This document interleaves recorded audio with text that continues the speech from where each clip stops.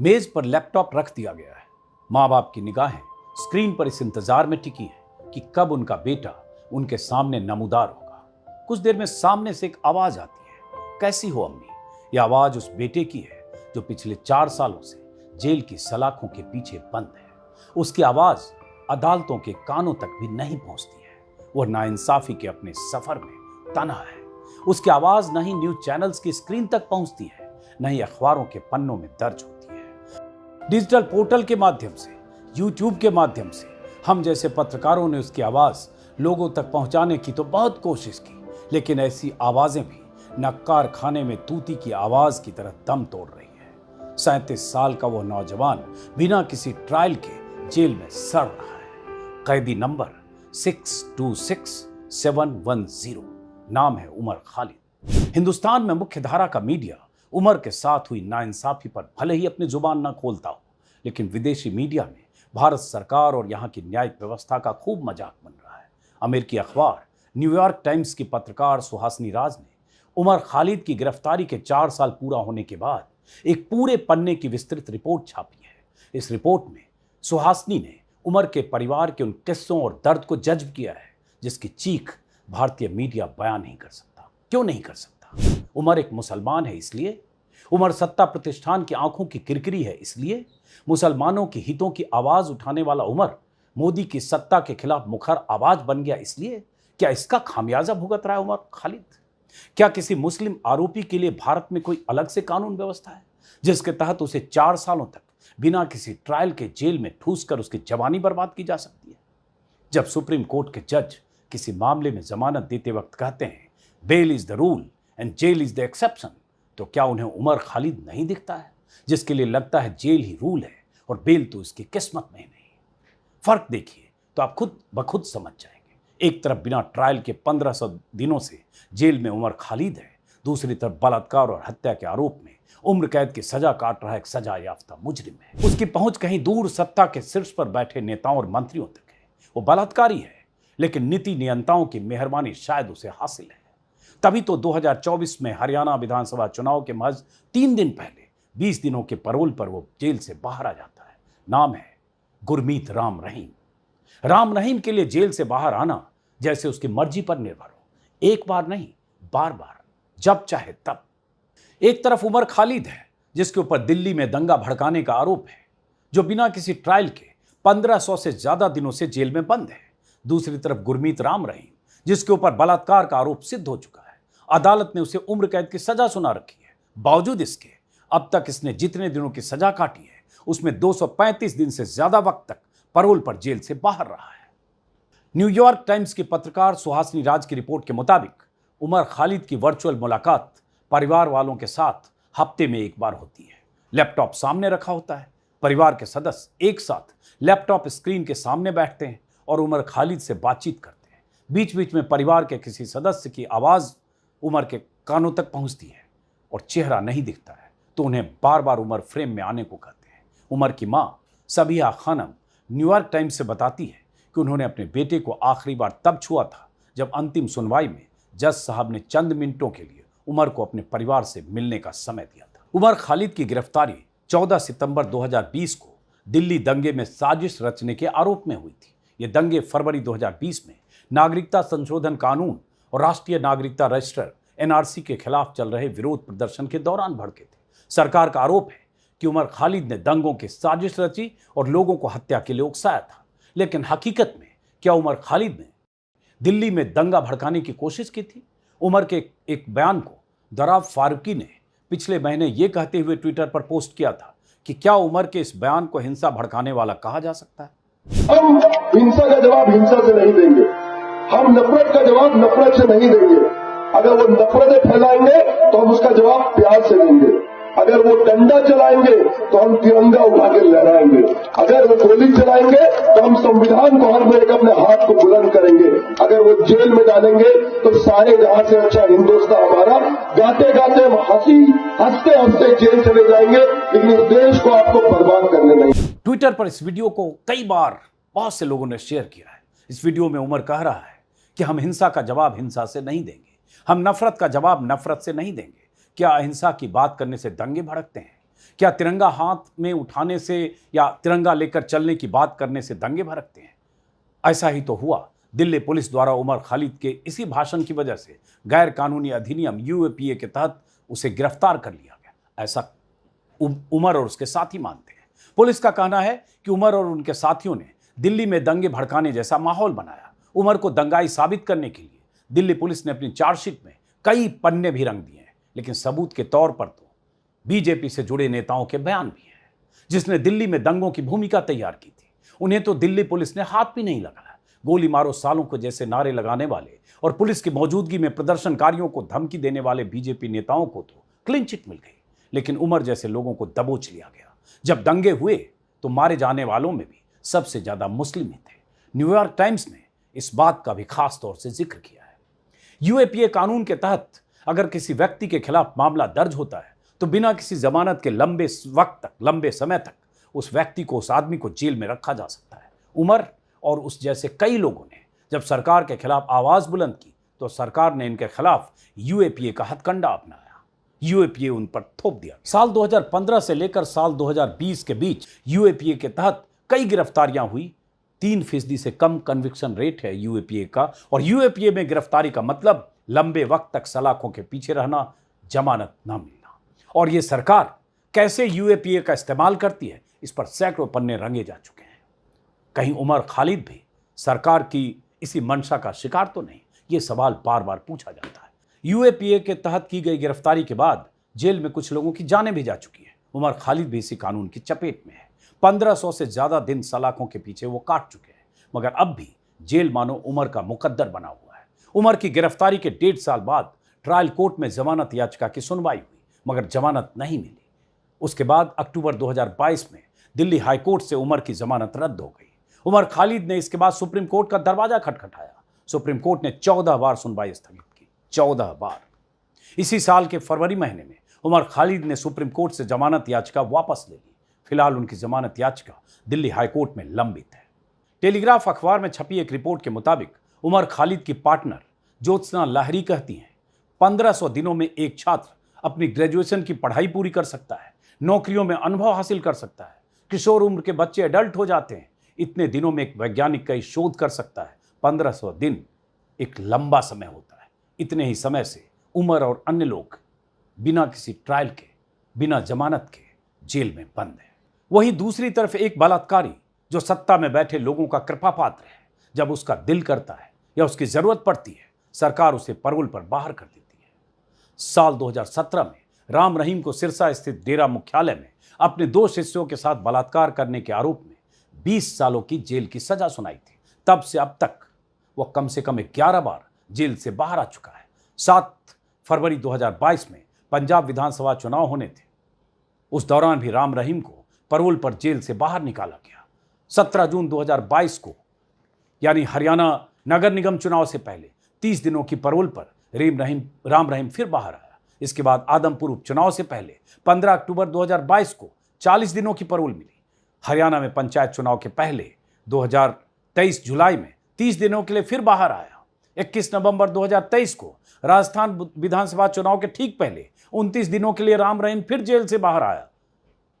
और ताजा मामला हरियाणा विधानसभा चुनाव से पहले 21 दिनों के लिए वो फिर जेल से बाहर। हरियाणा विधानसभा चुनाव से ठीक पहले जो पैरोल मिली, अगर कुल अवधि को जोड़ें तो सजा के 275 दिन से ज्यादा जेल से बाहर बिता चुका है। वहीं उमर खालिद के नसीब में सिर्फ जेल की सलाखें हैं, कोठरियां हैं, तन्हाई है। क्या कानून बलात्कारी राम रहीम के लिए अलग है और उमर खालिद के लिए अलग? वहीं उमर खालिद के नसीब में जेल की कोठरियां हैं, सलाखें हैं, तन्हाई है। क्या कानून बलात्कारी राम रहीम के लिए अलग है और उमर खालिद के लिए अलग? पिछले साल उमर खालिद को अपनी बहन की शादी में शिरकत करने के लिए सिर्फ 1 हफ्ते की छुट्टी दी गई थी। न्यूयॉर्क टाइम्स की रिपोर्ट के मुताबिक उमर खालिद की मां कहती है उमर उस दिन सोता तक नहीं था, क्योंकि 1 हफ्ते की छुट्टी का एक एक मिनट अपने परिवार के साथ बिताना चाहता था। एक तरफ राम रहीम जब चाहे जेल से बाहर आ जाता है, 20-20 दिनों की उसे छुट्टियां मिलती हैं, चुनाव में उसके प्रभाव का इस्तेमाल किया जाता है, बलात्कार का आरोप उसके ऊपर सिद्ध हो चुका है, हत्या का मामला है। वहीं उमर खालिद बिना किसी ट्रायल के पिछले 4 सालों से जेल में बंद है। उमर खालिद के पिता सैयद कासिम रसूल इलियास ने न्यूयॉर्क टाइम्स को बताया कि खालिद की जमानत की अर्जी 3 बार निचली अदालतों में खारिज हो चुकी है। सुप्रीम कोर्ट में उसकी जमानत की सुनवाई कम से कम 1 दर्जन बार टाली जा चुकी है। पता नहीं क्या वजह है। बकौल कासिम रसूल 2 बार तो ऐसा भी हुआ कि खालिद को अदालत लाया गया, लेकिन जज साहब ने खुद को मामले से अलग कर लिया और खालिद को वापस जेल में भेज दिया गया। क्या भारत की न्यायिक व्यवस्था वाकई उमर खालिद के साथ नाइंसाफी कर रही है? क्या मुख्य न्यायाधीश CJI DY चंद्रचूड़ ने उमर खालिद के मामले को भी भगवान के भरोसे छोड़ दिया है? अभी तो उनका एक बयान था कि अयोध्या से जुड़ा फैसला उन्होंने भगवान के भरोसे छोड़ा और भगवान ने उन्हें दिशा दिखा दी। चंद्रचूड़ से भी अगर कोई उम्मीद थी, उनके इस बयान के बाद उनसे भी लोगों की उम्मीद टूटी है। तो उमर खालिद के मुद्दे पर उनसे क्या ही उम्मीद किया जाए। जमानत के अधिकार पर सुप्रीम कोर्ट ने कई बार टिप्पणी की। सुप्रीम कोर्ट ने हाईकोर्ट की आलोचना करते हुए कई बार कहा है कि जमानत देने या जमानत याचिका की सुनवाई में लंबा वक्त नहीं लगाया जा सकता। सुप्रीम कोर्ट के जजों ने कई बार जमानत के अधिकार की वकालत की है। इसी साल जुलाई महीने में एक कार्यक्रम में CJI चंद्रचूड़ ने कहा कि ट्रायल कोर्ट के जज कई अहम मामलों में जमानत नहीं देते हैं क्योंकि सुरक्षा बरतना पसंद करते हैं। उन्होंने कहा कि बेल देते वक्त वो कॉमन सेंस का इस्तेमाल क्यों नहीं करते। प्रेम प्रकाश बनाम प्रवर्तन निदेशालय मामले की सुनवाई में आरोपी प्रेम प्रकाश को जमानत देते वक्त सुप्रीम कोर्ट ने साफ साफ कहा था, जेल नियम है और बेल अपवाद। Justice Bhushan, justice R Gavai, justice Prashant Mishra और जस्टिस KV विश्वनाथन की बेंच ने कहा था, कानून की समुचित प्रक्रिया का पालन करते हुए ही किसी नागरिक को आज़ादी के बुनियादी अधिकार से वंचित किया जा सकता है, वरना बिल्कुल नहीं। सुप्रीम कोर्ट ने यहां तक कहा था कि अनुच्छेद 21 के तहत संविधान जीवन और स्वतंत्रता का अधिकार देता है और अगर आरोपी जमानत का हकदार है और फिर भी उसे जमानत नहीं दी जाती है तो यह उसके जीवन और स्वतंत्रता के अधिकार का हनन है। यह सुप्रीम कोर्ट ने कहा था। क्या उस सुप्रीम कोर्ट को उमर खालिद नहीं दिखता जो 1500 दिनों से जेल में बंद है? बार बार उसकी जमानत की याचिका खारिज होती है। कई बार जज साहब उसके मामले से खुद को अलग कर लेते हैं। उमर खालिद की दर्जनों बार याचिकाएं खारिज की जा चुकी है या टाली जा चुकी। बिना ट्रायल के 4 साल से वो जेल में बंद है। क्या जीवन और स्वतंत्रता के मौलिक अधिकार का हनन नहीं? उमर खालिद के 4 साल जेल में बीतने के बाद वकील प्रशांत भूषण ने अपने एक्स हैंडल पर लिखा, उमर खालिद 4 साल से बिना सुनवाई के जेल में बंद है। उनके खिलाफ लगे आरोप स्पष्ट रूप से बेतुके हैं। क्या जमानत नियम और जेल अपवाद का सिद्धांत उनके मामले में लागू नहीं होता, खासकर जब यह संभावना नहीं है कि उनकी सुनवाई समय पर समाप्त हो सकेगी? यह न्यायपालिका पर बड़ा कलंक है। सामाजिक कार्यकर्ता कविता कृष्णन ने एक वीडियो संदेश में उमर की जमानत और सुनवाई की अस्वीकृति को लोकतंत्र की परीक्षा बताया है। अंग्रेजों के जमाने में जब भी अंग्रेज सरकार चाहती थी वो किसी को भी कभी गिरफ्तार कर ले सकती थी और बिना कोई वजह दिखाए बस ये कह करके कि भाई ये तो हमारे सत्ता के खिलाफ कुछ बोल रहे हैं, हमारी सरकार को गिराना चाहते हैं, ये कह करके आपको अंदर कर सकती थी। और ये इसका बदलना ये देश के आज़ाद होने में एक बहुत बड़ी बात थी कि हर नागरिक का अपना अधिकार होगा और सरकार जो है वो आप पर कोई तानाशाही नहीं कर सकती, मनमानी नहीं कर सकती। आपको याद रखना जरूरी है, शायद भूल गए होंगे, मीडिया तो याद नहीं दिलाती, कि 4 साल हो गए हैं, कुछ लोगों को 4 साल से ऊपर, जो उमर खालिद, गुलफिशा, ऐसे लोग जो दिल्ली के दंगों के मामले में गिरफ्तार हुए और अभी तक नहीं छूटे। क्यों नहीं छूटे? एक तो ये है कि उन पर बाकी कानूनों में जहां जहां आरोप था वहां कोर्ट्स ने कहा कि इनके खिलाफ तो कोई केस ही उस तरह से नहीं बनता है, क्योंकि ये तो प्रदर्शन करने के लिए लोगों से कह रहे थे, ये कोई हिंसा नहीं उकसा रहे थे और आतंकवाद तो बिल्कुल ही नहीं उकसा रहे थे, और उन मामलों में उन्हें बेल मिला है। लेकिन UAPA का जो केस है, UAPA एक आतंकवाद विरोधी तथाकथित कानून है, उस कानून के तहत उन पर जो केस है उसमें रूल ये है कि आपको बेल मिलना लगभग असंभव है, तो जज आपको बेल नहीं दे रहे। तो इसका मतलब ये है कि ये बिना बेल के और बिना किसी ट्रायल के शुरू होते हुए सुनवाई नहीं हो रही, लेकिन ये जेल में है, यानी अभी तक वो 4 साल की सजा काट चुके हैं। अब ये बताए कि किसी लोकतंत्र में बिना आपके खिलाफ कोई भी आपका जुर्म बिना साबित हुए कोई जेल में रहे इतना समय, तब क्या ये लोकतंत्र है? ये पूछने वाली बात है। और अगर इसके लोकतंत्र होने का एक ही टेस्ट है, वो टेस्ट हमारा आपका है, वो टेस्ट सिर्फ कानूनों। Stand up comedian Kunal Kamra ने एक कार्यक्रम में कहा कि मैं हिंदू हूं, इसलिए आपके सामने खड़ा और बोल रहा हूं। अगर मुसलमान होता तो शायद उमर की तरह मैं केवल तस्वीरों में होता। मैं एक हिंदू हूँ, इसीलिए यहाँ आया हूँ। मुसलमान होता तो सिर्फ फोटो में आता। ये बात सच है। और आई थिंक 2016 में मुझे समझ में आया था, जब मैंने कॉमेडी कर रहा था 2-3 साल में, तब मैंने देखा कि ये जो हो रहा है इंडिया में कि कोई मतलब प्राइवेट कॉलेजेस में जो डोनेशन दे दे के बच्चे जाते हैं और उनके माँ बाप JNU के छात्र को एंटी नेशनल बनाने लग जाए, तब सबको बोलने की ज़रूरत है। और तब मेरा था एक जोक था उमर और जो उसके साथी थे JNU कांड में, जैसे अनिर्बान हो गया, कन्हैया हो गया, कि इनका कैंटीन में उधारी है, ये तुम्हारा क्या ले लेंगे। और आज भी मेरा इंडियन पुलिसिंग पे एक बहुत बड़ा सवाल है कि आप कभी पुलिसिंग कभी करोगे सर? एक्ट्रेस और एक्टिविस्ट स्वरा भास्कर ने उमर खालिद और उन जैसे कई नामों को, कई लोगों को जमानत नहीं मिलने पर जजों से क्या क्या सवाल पूछे हैं, जरा ये भी सुनिए। आज ये सवाल पूछना चाहती हूँ अपने न्याय व्यवस्था से कि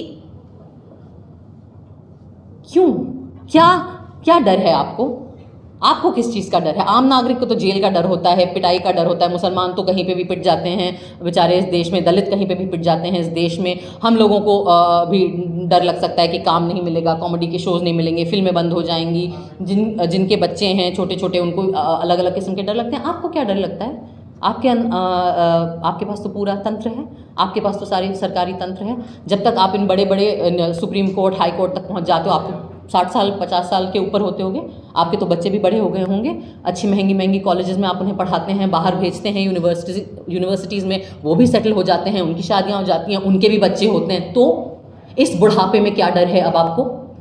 अब क्या लालच है आपके अंदर? क्या चाहिए आपको? हाँ, क्या ज़रूरत है? गवर्नर पोस्ट चाहिए, राज्यसभा जाना है, इतनी आपके अंदर लालच है कि आप महज आपका काम आपसे करने को हम मांग रहे हैं, वो आपसे नहीं हो रहा है। उमर खालिद के पिता न्यूयॉर्क टाइम्स को बताते हैं कि भारत में आजकल सच बोलने की कीमत चुकानी पड़ती है। इन दिनों भारत में किसी मुस्लिम नाम के व्यक्ति का फंसना और फंसाना आसान हो गया है। उमर खालिद की जमानत की सुनवाइयां जैसे औपचारिकता बनकर रह गई है। वहीं दूसरी ओर राम रहीम जैसे अपराधी को, सजा याफ्ता मुजरिम को आसानी से पैरोल पर छुट्टियां मिल जाती है, वह भी चुनाव से ठीक पहले। क्या उमर के लिए दूसरा कानून है? क्या उमर को सिर्फ मुसलमान होने की सजा मिल रही है? क्या भारत में मुसलमान होना कोई अपराध है? उमर को अब तक जमानत क्यों नहीं मिली? इन्हीं कुछ सवालों पर आज के इस वीडियो को खत्म करता हूं। मुलाकात होगी किसी और वीडियो में। फिलहाल नमस्कार।